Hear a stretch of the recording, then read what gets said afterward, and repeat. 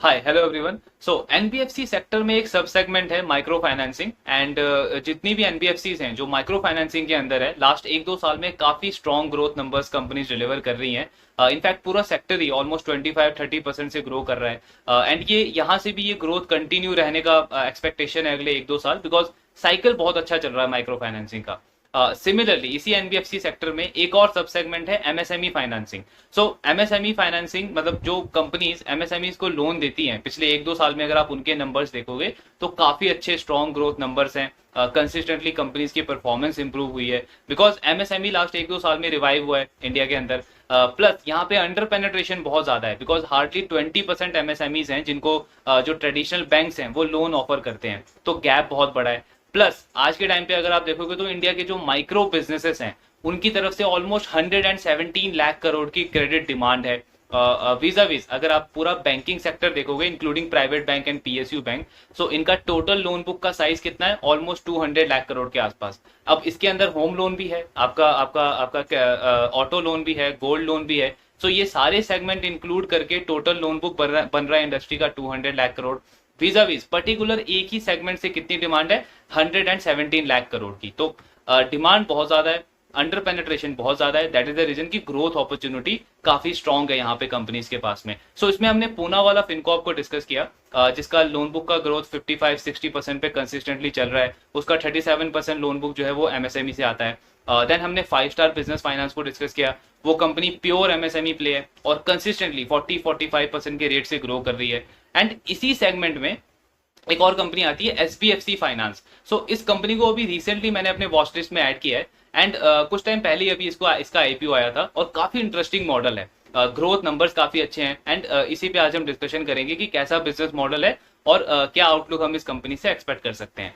सो SBFC finance का अगर आप बिजनेस मॉडल देखोगे तो थोड़ा बहुत सिमिलर है ये 5 स्टार की तरह। इनका भी वही कोलैटरल लेके ये कंपनी लोन ऑफर करती है स्मॉल बिजनेस ओनर्स या सेल्फ एम्प्लॉयड की जो खुद की प्रॉपर्टी होती है उसके अगेंस्ट में ये लोन ऑफर करते हैं। एंड को बोरोअर वाला कंसेप्ट है यहाँ पे भी। मतलब अगर हस्बैंड लोन ले रहा है तो जो वाइफ है वो एज अ को बोरोअर एक्ट करेगी एंड या फिर जो उसके पेरेंट्स है वो को बोरोअर रहेंगे उसके अंदर। सो ये मॉडल इनका थोड़ा बहुत सिमिलर है। दो तीन मेजर डिफरेंस है। सो पहला डिफरेंस तो है इनकी प्रेजेंस का। जैसे आप 5 स्टार को देखते हो तो वो एक कॉन्सेंट्रेटेड प्लेयर है। उसका 94% जो लोन बुक है वो सिर्फ साउथ इंडिया से आता है। बाकी 6% उन्होंने एमपी में छत्तीसगढ़ में थोड़ा बहुत एक्सपेंशन किया है और आगे भी उस कंपनी का प्लान है कि जिन स्टेट्स में उनकी अभी प्रेजेंस है वहीं पे और डीपली पेनिट्रेट करना है और एंड एक अच्छा खासा वहां पे कॉम्पिटिटिव एडवांटेज बिल्ड करना है उस कंपनी को। वीजा वीज आप एसबीएफसी फाइनेंस को देखते हो तो इनके टोटल नंबर ऑफ ब्रांचेस है 183। 5 स्टार के टोटल नंबर ऑफ ब्रांचेस है 520। मतलब दोनों के ब्रांचेस में ऑलमोस्ट 3 to 4 टाइम का डिफरेंस है। बट एसबीएफसी फाइनेंस की जो प्रेजेंस है वो 16 स्टेट्स के अंदर है एंड 2 यूटीज के अंदर है। तो ये काफी डाइवर्सिफाइड प्लेयर है as compare to 5 star. Plus इनकी जो कस्टमर्स की क्वालिटी है वो थोड़ी सी बेटर है कंपेयर टू 5 स्टार। 5 स्टार बिल्कुल ही low income group of customers को टारगेट करता है। 70% जो उनका लोन बुक है वो उन्हीं कस्टमर से आता है। वीजा वीज SBFC finance tier 2 tier 3 city में ज्यादा फोकस करता है। इनके कस्टमर्स का जो प्रोफाइल है वो थोड़ा सा बेटर है। कस्टमर का प्रोफाइल बेटर है इसका मतलब ये नहीं है कि 5 स्टार का जो बिजनेस मॉडल है वो रिस्की है, बिकॉज वो उस कंपनी की एसेट क्वालिटी अच्छी है, वो अच्छा परफॉर्म कर रही है, अच्छा ग्रोथ कर रही है कंसिस्टेंटली। इट्स जस्ट कि उनका जो कस्टमर सेगमेंट है वो थोड़े लोअर इनकम ग्रुप से आते हैं। न्यू टू क्रेडिट कस्टमर्स ज्यादा होते हैं जिनको पास्ट में कुछ खास ट्रैक रिकॉर्ड होता नहीं है उनका लोन वगैरह का, तो इसलिए कंपनी उसको हायर इंटरेस्ट रेट चार्ज कर पाती है।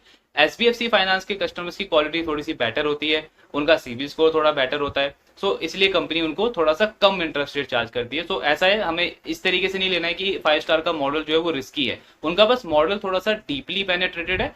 ये थोड़े से टीयर 2 टीयर 3 सिटीज में अच्छे क्वालिटी के कस्टमर्स के साथ में डील करते हैं। तो ये ओवरऑल बिजनेस मॉडल है एसबीएफसी फाइनेंस का। एक और बड़ा जो डिफरेंस है दोनों कंपनी के वो है इनके टिकट साइज में। सो एसबीएफसी फाइनेंस जो है वो 5 लाख टू 30 लाख के बीच में लोन डिस्बर्स करता है। इनका ticket size 5 lakh to 30 lakh के बीच में है। वीजा वीज 5 स्टार का जो टिकट साइज है वो 3 लाख टू 5 लाख के बीच में है। तो एक टिकट साइज में भी डिफरेंस बनता है। लेकिन अगर आप in terms of growth opportunity देखोगे तो ये जो एमएसएमई फाइनेंसिंग के अंदर ये जो सेगमेंट है 5 लाख टू 30 लाख वाला जो टिकट साइज का सेगमेंट है, ये सेगमेंट ऑलमोस्ट 24% से ग्रो कर रहा है। प्लस जो बिलो 5 लाख वाला टिकट सेगमेंट है जिसमें 5 स्टार आता है वो वाला सेगमेंट ऑलमोस्ट 29-30% से ग्रो कर रहा है। तो अगर हम ग्रोथ अपॉर्चुनिटी की बात करें तो ये दोनों ही बिजनेसेस ऐसे ऐसे सेगमेंट में आते हैं जहां पे जो पूरा का पूरा सेगमेंट है वो 25-30% से ग्रो कर रहा है। तो अपॉर्चुनिटी तो दोनों बिजनेस के पास में। सो ये ओवरऑल बिजनेस मॉडल है एचडीएफसी फाइनेंस का। अब अगर हम इसके ग्रोथ नंबर्स देखें तो कंपनी का जो लोन बुक का साइज है वो अराउंड 6800 करोड़ के आसपास है, मतलब 7000 करोड़ से भी कम है। तो एक पॉइंट यहाँ पे और आता है कि इन तीनों कंपनीज के पास ग्रोथ अपॉर्चुनिटी बहुत बड़ी है, चाहे वो 5 स्टार हो, पूना वाला हो या एसबीएफसी हो, बिकॉज 7000 करोड़, 9500 करोड़ एंड 25000 करोड़ के आसपास का लोन बुक है। तो अगर ये कंपनीज अगले 5-10 साल में 10 टाइम भी ग्रो कर जाते हैं, स्टिल इनका साइज जो है वो काफी छोटा रहेगा अगर हम पूरे सेक्टर की बात करें तो स्कोप ऑफ ग्रोथ तीनों कंपनीज के पास में बहुत बड़ा है। देन इनका अगर हम ग्रोथ देखें, लोन बुक की अगर हम ग्रोथ देखते हैं तो ऑलमोस्ट 38% की ग्रोथ आई है ऑन अ वाई बेसिस इनके लोन बुक के अंदर। एंड अगर आप क्वार्टरली ग्रोथ देखोगे तो वो 9% के आसपास आई है। सो अगर इस कंपनी को 35-40% की ग्रोथ मेंटेन रखनी है ईयरली, तो क्वार्टरली ग्रोथ इनको यही चाहिए 9-10% के आसपास। तो उस पैरामीटर पे कंपनी काफी अच्छा परफॉर्म कर रही है। देन अगर हम मार्जिन देखें एचडीएफसी फाइनेंस के, सो इनके जो नेट इंटरेस्ट मार्जिन है वो 10% के आसपास है, 9.9% के मार्जिन है। इसको अगर आप 5 स्टार से देखोगे तो बहुत बड़ा गैप है, बिकॉज 5 स्टार के नेट इंटरेस्ट मार्जिन कितनी है, 17% से भी ज्यादा है। सो अगेन वही पॉइंट आता है, quality of customer. HDFC finance के थोड़े से बेटर क्वालिटी कस्टमर है, इसलिए कंपनी उनको थोड़ा कम इंटरेस्ट रेट चार्ज कर पाती है। विजा वीज 5 स्टार बिजनेस फाइनेंस क्योंकि lower income group of customers के साथ में डील कर रहा है, तो वो थोड़ा सा प्रीमियम इंटरेस्ट रेट चार्ज करता है। वो company almost 25-26% interest rate charge करती है अपने बोरोवर्स को। दैट इज द रीजन कि उनका मार्जिन जो है वो काफी अच्छा है, 17% के आसपास मार्जिन है। बिकॉज कॉस्ट ऑफ बोरोइंग में ज्यादा डिफरेंस नहीं है, कॉस्ट ऑफ बोरोइंग दोनों कंपनी का ऑलमोस्ट सेम है, 9.7% है 5 स्टार का, एचडीएफसी फाइनेंस का भी इसी के आसपास है। बट दोनों की लेंडिंग रेट में डिफरेंस है, उसी का इंपैक्ट जो है वो आपको मार्जिन में देखने को मिल रहा है। देन अगर हम एसेट क्वालिटी की बात करें तो कंपनी की एसेट क्वालिटी काफी अच्छी है, स्टेबल एसेट क्वालिटी है। ग्रॉस एनपीए इनका 2.43% के आसपास है। लास्ट क्वार्टर से अगर आप कंपेयर करोगे तो 5 बेसिस पॉइंट्स बढ़ा है, लेकिन स्टिल जो एसेट क्वालिटी है वो स्टेबल है इनकी। देन अगर आप 1+ टीपीडी भी देखोगे, मतलब नंबर ऑफ कस्टमर्स जिन्होंने 1 से 2 ईएमआई मिस की है अपनी, वो वाला नंबर भी इनका और इंप्रूव हुआ है कंपेयर टू लास्ट क्वार्टर। तो ओवरऑल एसेट क्वालिटी पे काफी अच्छा परफॉर्मेंस चल रहा है कंपनी का। देन लास्टली अगर हम इनका पैट का नंबर देखें, net profit, so net profit इस कंपनी का ऑलमोस्ट 72% से ग्रो हुआ है ऑन अ वाई बेसिस। तो लोन बुक का ग्रोथ है 38% एंड नेट प्रॉफिट का ग्रोथ है 72%। इसका मतलब क्या हुआ कि कंपनी को एक काफी स्ट्रॉन्ग ऑपरेटिंग लेवरेज मिल रहा है। जबकि 5 स्टार का हमने देखा था कि लोन बुक ग्रोथ उनका 40% के आसपास है और पैट ग्रोथ भी वही 40% के आसपास है, तो उनका वो दोनों ग्रोथ सिमिलर है as compare to HDFC finance, जिसको काफी स्ट्रॉन्ग ऑपरेटिंग लेवरेज मिल रहा है। सो ये क्यों मिल रहा है, बिकॉज एक तो इनके मार्जिन इंप्रूव हुए हैं। सो लास्ट ईयर इनके मार्जिन थे अराउंड 9.5%, इस साल वो इंप्रूव होकर के 9.9% हो गए, मतलब क्लोज टू 10%। सो उसका इनको बेनिफिट मिला है। प्लस इनका अगर आप ओपेक्स देखोगे, ऑपरेटिंग एक्सपेंसेस, सो वो भी इंप्रूव हुए हैं, because last year opex to AUM इस कंपनी का ऑलमोस्ट 5.6-5.7% के आसपास था। ओपेक्स टू एयूएम क्या होता है कि 100 रुपए के लोन बुक को बिल्ड करने के लिए आपको कितना खर्चा करना पड़ रहा है। सो ये ओपेक्स टू एयूएम इनका इस साल कम हुआ है, इस साल इनका अराउंड 5% के आसपास है। यानी कंपनी का एक तो मार्जिन इंप्रूव हुआ है, प्लस इन्होंने अपने एक्सपेंसेस कम किए हैं, तो इसका बेनिफिट इनको बॉटम लाइन में मिला है, जिससे इनका पैट ग्रोथ 72% के आसपास गया। बिकॉज एसेट क्वालिटी के नंबर्स तो आपके स्टेबल है, तो उसके लिए आपको एक्स्ट्रा कोई खास प्रोविजनिंग करनी नहीं पड़ी है, तो जिसका पॉजिटिव इंपैक्ट इनके बॉटम लाइन पे हमें देखने को मिला है। प्लस इनका जो बिजनेस मॉडल है वो थोड़ा सा एसेट लाइट है, बिकॉज ये कंपनी ऑलमोस्ट 97% जो कलेक्शन करती है वो डिजिटली करती है। जैसे पूना वाला का हमने देखा था कि वो तो 100% डिजिटल कलेक्ट करता है, इनका भी 97% जो कलेक्शन है वो डिजिटली आता है। 5 स्टार्स के कंपैरिजन में एक और बड़ा डिफरेंस आता है, बिकॉज 5 स्टार का हमने डिस्कस किया, इस कंपनी ने अभी रिसेंटली काफी ज्यादा इन्वेस्टमेंट करी है, स्टिल उसका जो कैशलेस कलेक्शन है वो 53% पे आया है अभी। तो बिकॉज वो मॉडल ही ऐसा है, आप लो इनकम ग्रुप ऑफ कस्टमर के साथ डील कर रहे हो तो आपको फिजिकली थोड़ी सी प्रेजेंस वहां पे ज्यादा रखनी पड़ती है, तो वो मॉडल उस तरीके का है। विजाविज एचडीएफसी फाइनेंस का डिजिटल कलेक्शन जो है वो काफी ज्यादा अच्छा है।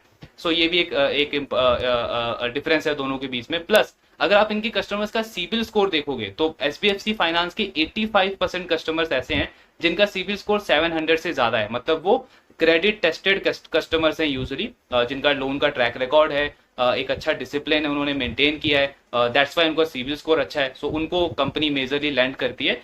ये भी एक रीजन है कि इनके ऑपरेटिंग एक्सपेंसेस जो है वो थोड़े से कम हो जाते हैं वहाँ पे। सो ये ओवरऑल मॉडल है, ग्रोथ काफी अच्छी है, बिजनेस मॉडल काफी अच्छा है, थोड़ा सा डिजिटल फ्लेवर भी है, स्केल कंपनी ज्यादा अच्छे से कर सकती है, डाइवर्सिफाइड प्लेयर है। एक प्रॉब्लम लगती है इनके बिजनेस मॉडल, इनके बिजनेस नंबर्स में, वो है इनका आरओई का नंबर।